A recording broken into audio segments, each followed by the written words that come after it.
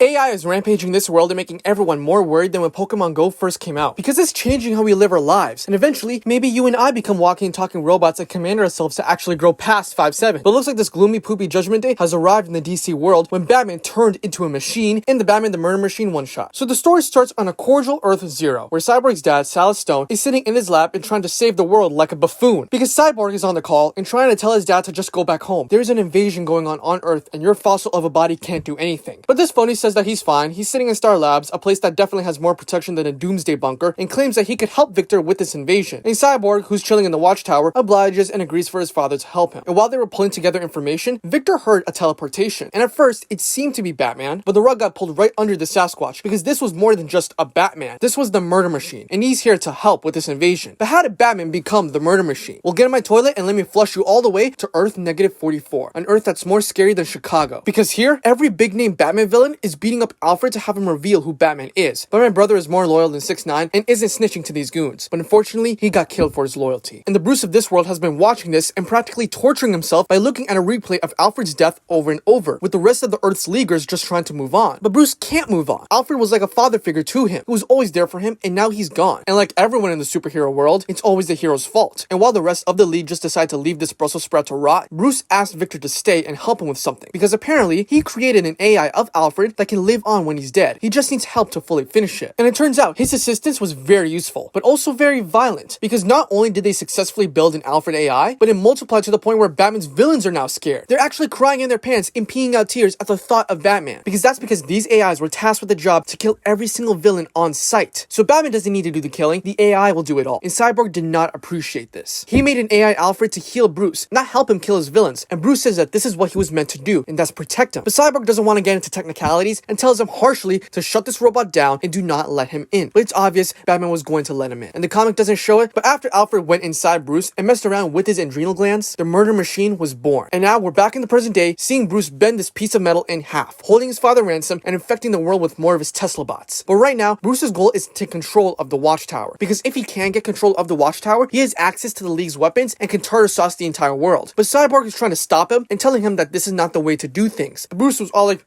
"You punk?